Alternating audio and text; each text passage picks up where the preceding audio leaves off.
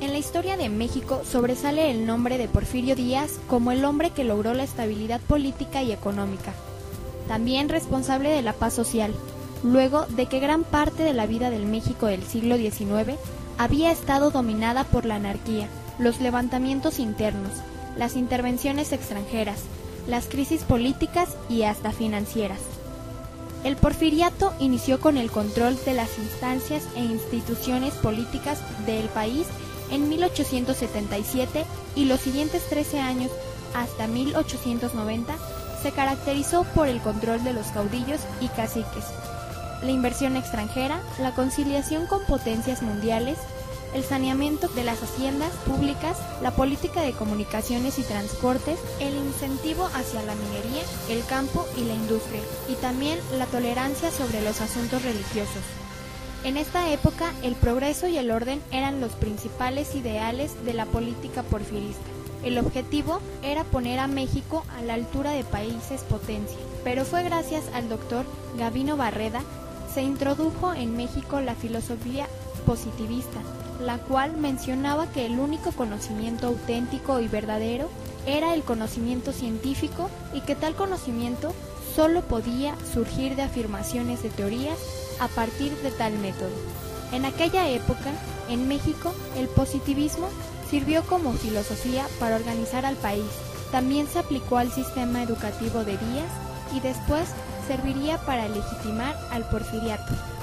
El positivismo se volvió mexicano, principalmente al llegar al país y porque había puntos comunes entre filosofía y la situación mexicana de la segunda mitad del siglo XX. El positivismo sería entonces una doctrina con pretensión universal, pero para saber lo que hay de mexicano en esta interpretación, es muy importante ir a la historia de los hombres que tal vez se sirvieron del positivismo para justificar intereses que no son los mismos que de los positivistas que crearon el sistema.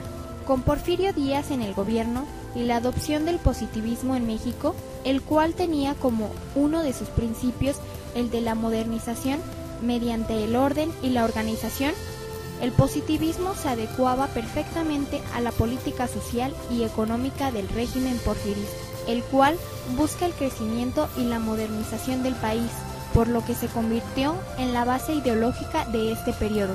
Orden se refiere al orden que imponía el grupo en el poder.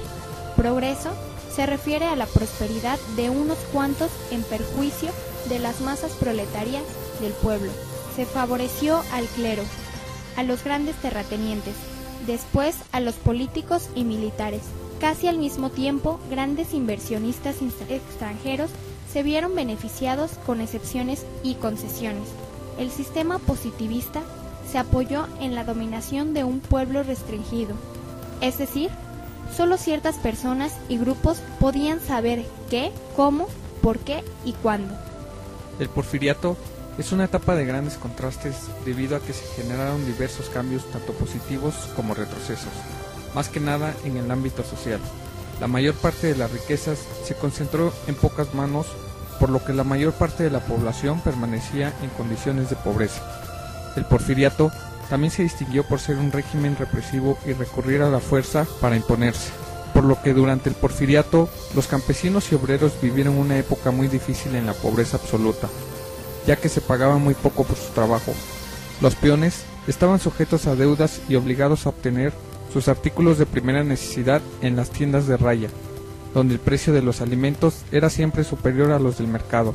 Vigilados por guardias armados de las propias haciendas, ningún peón era libre de elegir siquiera un nuevo patrón. Poco se valoraba su vida y su dignidad. Se creía que un caballo y una mula tenían un valor muy superior a la de los peones, a los que se les juzgaba como perezosos y borrachos.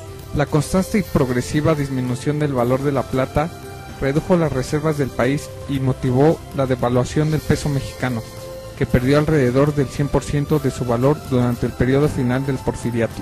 El deslizamiento de la moneda estuvo acompañado de una severa inflación y de un encarecimiento del crédito.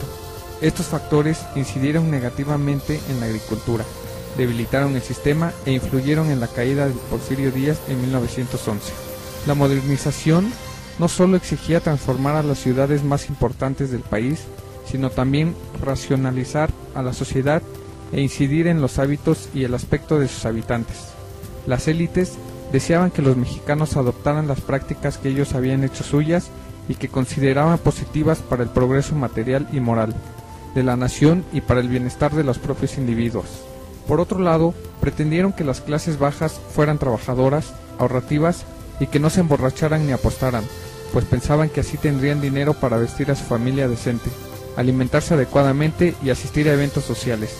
Lo que pretendían era que nuestra sociedad se pareciera a la europea.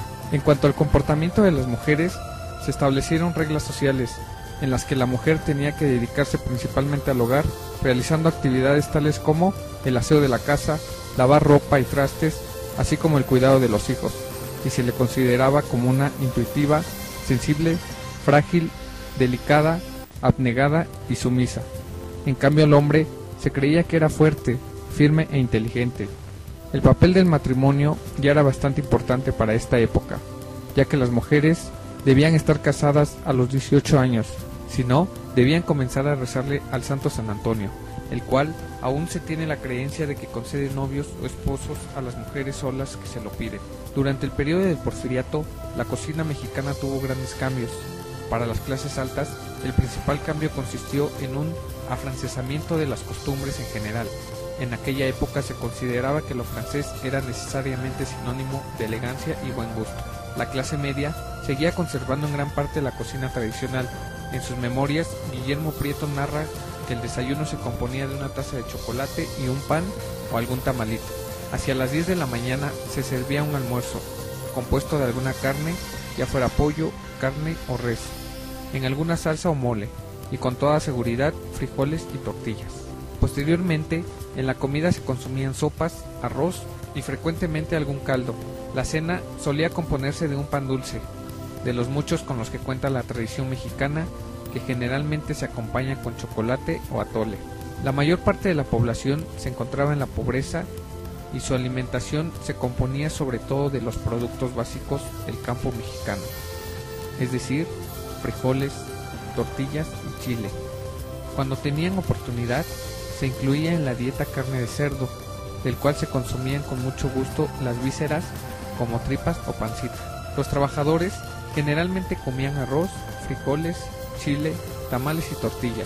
Complementaban su dieta con algunas plantas de cultivo casero, como verdolaga, quelite, nopales, malva, entre otras plantas alimenticias. En algunas haciendas periódicamente se les dotaba de leche y carne.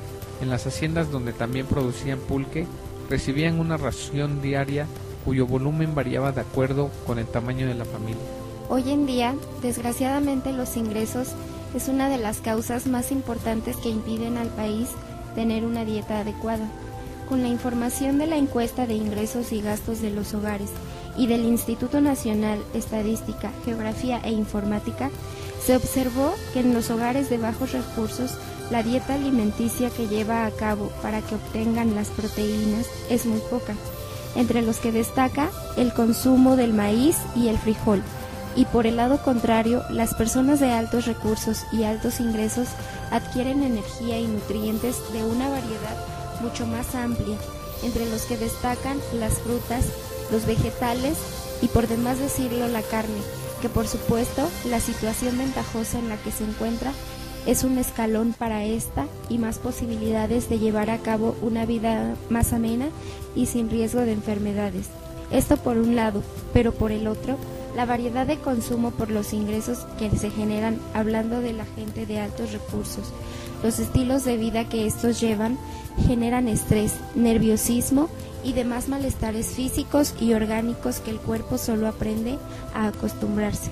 No se entiende como sentido un país con gran cultura y grandes platillos nacionales. Seamos el número 1 en obesidad y aparte el número 1 en desnutrición. Pues bueno, muy fácil. Comer bien no es dejar de comer. Desgraciadamente las costumbres del país son ignoradas, cada vez por más personas que, por si fuera poco, inculcan de generación en generación la mala alimentación y el no crecimiento óptimo para los niños. Con esto nos referimos a la comida chatarra, darle dinero para el desayuno o comer en la calle. Estas son maneras de llevar a cabo en los niños conductas de mala alimentación o adicciones a comidas dañinas, papas, refrescos, bebidas alcohólicas, por decir algunas. Cabe mencionar que esto es porque existen patrones de alimentación según el nivel socioeconómico.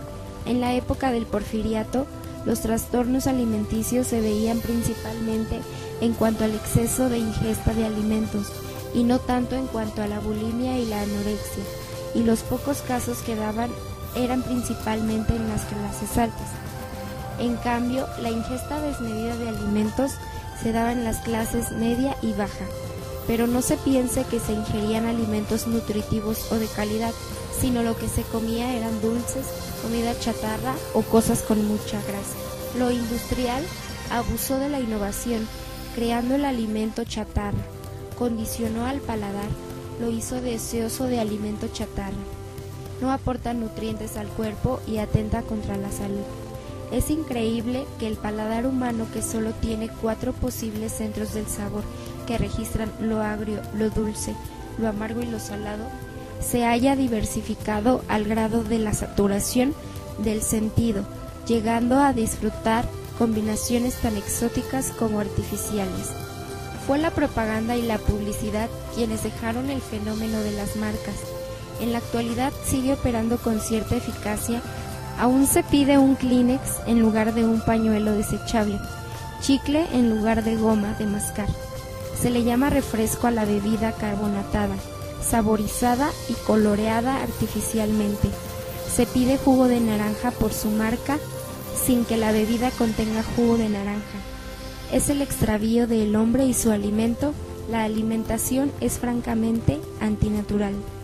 Los ritmos de vida acelerados dan paso a la comida rápida. El hombre se vuelve nómada en sus hábitos alimentarios, se desorganiza, pierde el sentido del tiempo biológico, del lugar y del sabor. Necesita alimentar a una alma angustiada y llena de necesidades secundarias. En la época actual, algunas enfermedades alimenticias como la bulimia y la anorexia ocultan las bondades del acto social de comer, al convertirse en actos solitarios. Se alejan de la función social de la alimentación, de sus alegrías compartidas y la comida como acto social, o como en el caso de la obesidad, considerada una compulsión a comer asociada a estos mentales y afectivos como ansiedad, enojo, culpa, depresión, autocastigo, autopremio, inseguridad, desconfianza, sentimiento de no ser querido, búsqueda de atención, entre otros. La relación que existe entre el hombre y su alimento es de las primeras relaciones y funda lo humano. Se da en diferentes sensaciones, diferentes experiencias y por supuesto gustos culinarios, aunque se dan y aprenden de manera cultural, pues la alimentación, como la gastronomía con la que se estudia al parecer, va para más durante un buen rato. En la alimentación, el valor gastronómico se impone al valor alimenticio. Es en la alegría y no en la tristeza donde el hombre encuentra su espíritu, creación del deseo y no de la necesidad. El comer actualmente es un acto autómata. El que come ya no sabe lo que come, ha perdido la referencia de su alimento, se encuentra extraviado entre la ciencia, al servicio de la mercadotecnia, y los expertos corrompidos que sugieren ingerir productos alimenticios y no comida nutritiva. El mercado global es en realidad una red de máquinas que transforman al hombre en autómata, sometido a una lógica de producción acelerada y consumismo, en donde cada momento histórico, con su modo de producción, también se refleja en la relación del hombre y su alimento. El resultado de todo ello es el monocultivo de la mente. Uno de los retos en el futuro será reencontrar el buen comer, el buen vivir, y supone reencontrar el tiempo de vivir, estudiar y atender el comportamiento alimentario, entender que las necesidades nutrimentales incluyen emociones.